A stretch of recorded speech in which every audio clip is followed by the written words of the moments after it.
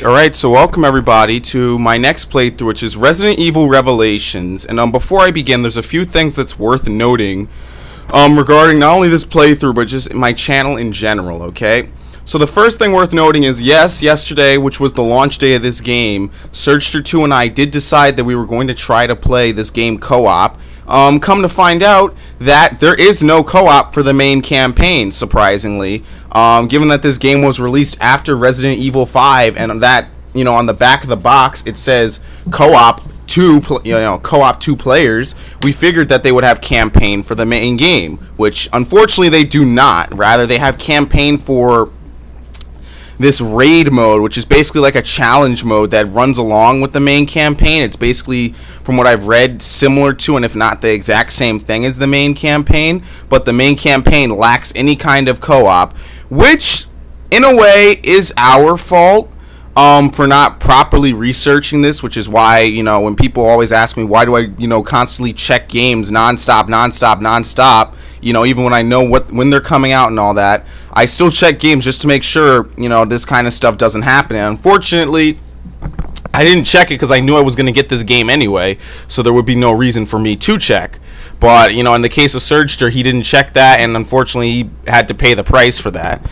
Now, the other thing about this game is I might have originally referred to it as Resident Evil Revelations Unveiled. Apparently now that the unveiled part of it has been completely removed, and now it's just referred to as Resident Evil Revelations. So I thought that this was going to be, unveiled, so I might have referred to it as that beforehand, but it is not the unveiled edition anymore. It is now just Resident Evil Revelations. Now, for those of you who don't know, this game was released for the 3DS in 2012, and this is just an HD port of that game, and I'm going to talk about this a little more once I actually boot up the game. Now, the other thing I want to talk about, two things happening right now in where I live. The first is that the workers that are supposed to be going along the outside of the building and checking to make sure that it's not damaged or weakening and that's structurally safe for a building of this size to stay standing with no maintenance.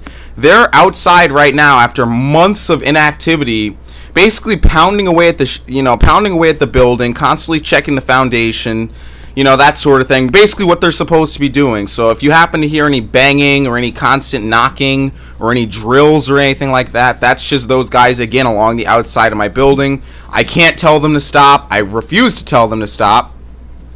So we just have to put up with it. That's just unfortunate.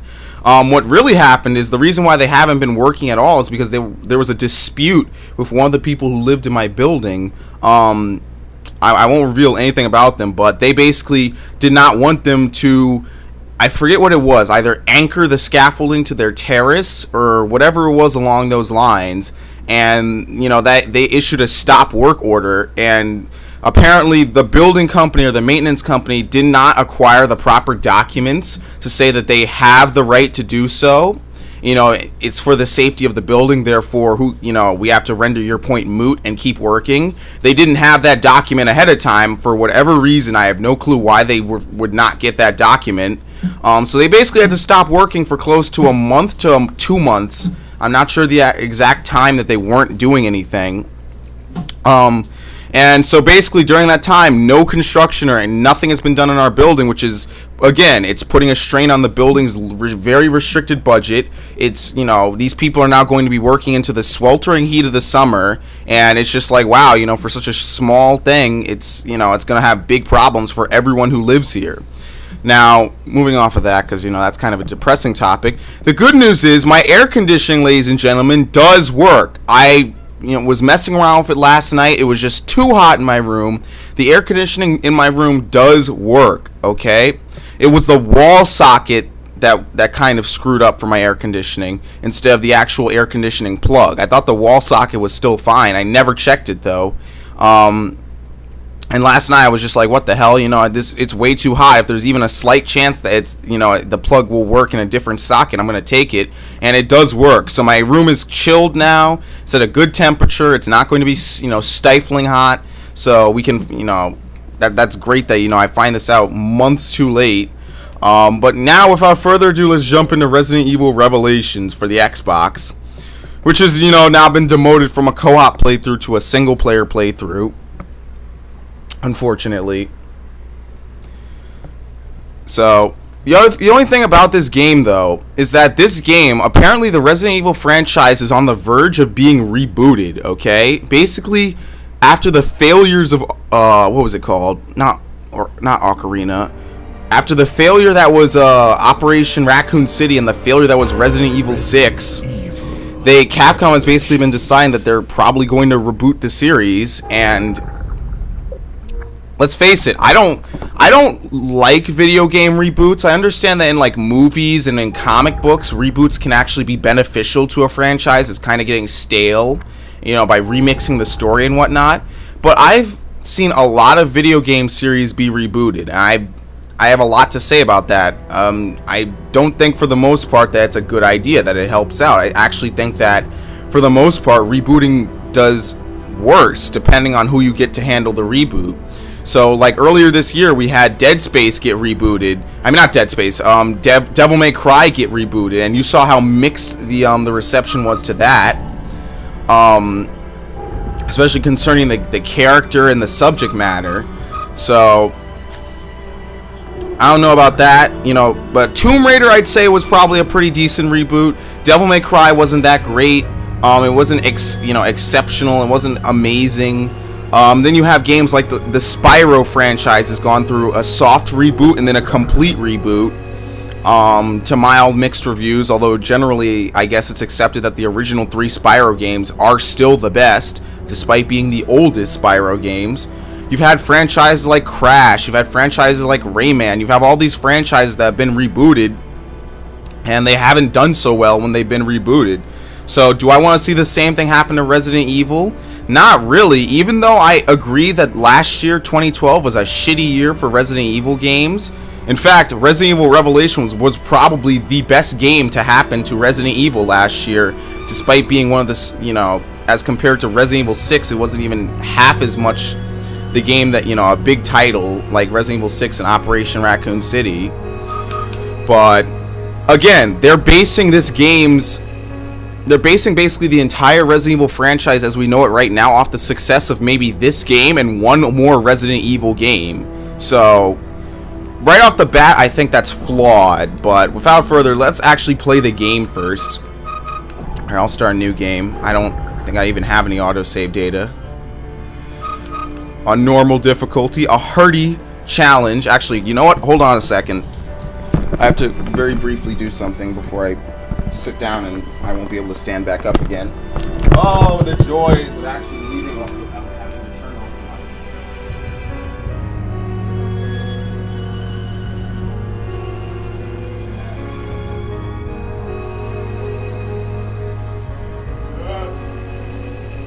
Yes! Oh. Alright, I need to get a towel for that. I know this is a horrible first part to any playthrough I've ever done, but a lot of stuff has happened over these past couple of hours.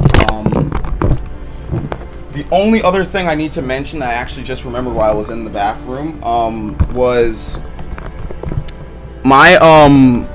we're having the air conditioning man come by later today. So what he's going to do is he's going to measure some of the air conditionings in my apartment. And we're going to see whether or not we need to get new ones. Also, you know, what sizes do we need, blah, blah, blah. Basically, he's going to do his job.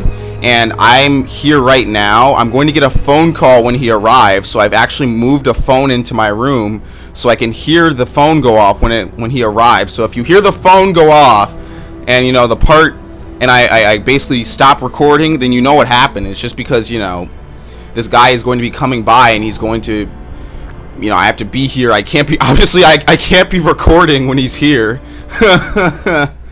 Spray and Pray 1000 does co-op of Resident Evil Revelations with the maintenance man.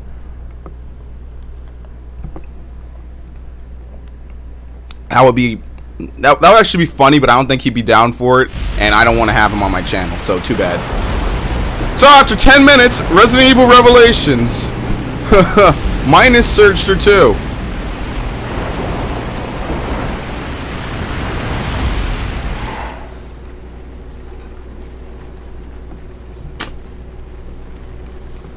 It's Jill Valentine.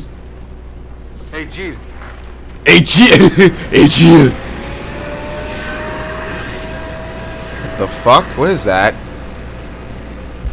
It's a windshield wiper.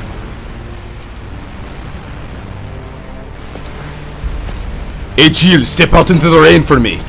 Get nice and wet. Incredible. It's a ship. The Queen Zenobia.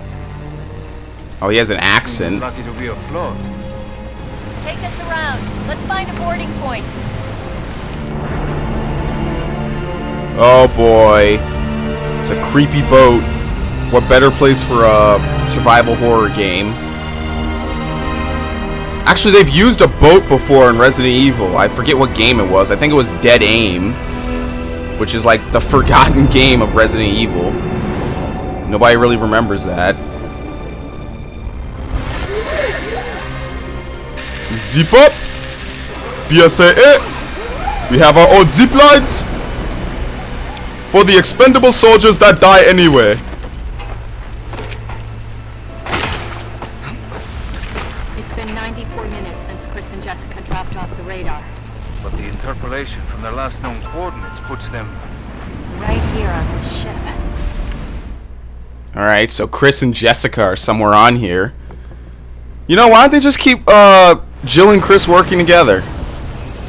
That way they can't complain when one of them goes missing. Alright. These are my controls. It's pretty standard. What the hell? Oh, the boat's rocking. We haven't even been attacked by monsters yet, you moron. Of course I'm okay. Yeah, right trigger is your basic melee. I might be able to shoot it off. Are you kidding me? Can I just knife it off? Yeah, fuck that. I might be able to waste a bullet. Ay caramba! For a while. What the hell? It smells like rotting flesh. Yeah, usually people don't rot in certain places around their mouth like that. He looks infected. Ay caramba! Hey look! They're actually smart enough to bring flashlights. Oh shit! Oh, what was that? Oh! I don't think we're alone. Look at this Zelda-style map. You see this, right? It's exactly like a Zelda game. Oh shit! Something's moving in the gate, in the grates above us. There's blood coming from the... Oh! Oh! Hey! Look who dropped by. Oh, is that a room down here? How do you sprint? Can you sprint? No power, which means no elevator for us. Alright, so nothing there. What are the buttons? No, that does nothing. Maybe they didn't install, you know, add It's not one. working. Maybe they didn't add a sprint button, given the control scheme of the 3DS. Holy shit, would you keep it down, buddy? Already enough problems because the fucking guys are outside hammering and drilling away. Although I think they're on a different side of the building than where I am, so it's gonna be okay. Oh hey, there was jack shit in there. Ooh. How do I... Here we go, this is my inventory. Alright, basic play manual, let's read this. Movement, run by pushing that forward and walk by pushing it part way. Use L left and right for strafing. Use R to control the camera. Press back and A to do a quick turn. Shoot, reload, switch with weapons only when carrying 2 or more. Sub-weapon controls, use weapon only when carrying 2 or more. Up and down, okay, it changes. What's a sub-weapon? Maybe like an alternate fire? I don't know, I have to see. Press Y to use a green herb and restore your health. Alright, pressing forward or back and then A with the right timing right before an attack. Enemy attacks will let you evade it. You can use a physical attack when you're near a staggered enemy when A is displayed. Hold A to charge up the power for an extra hard hit. And then press back. Alright, so it's a very minimalistic play style.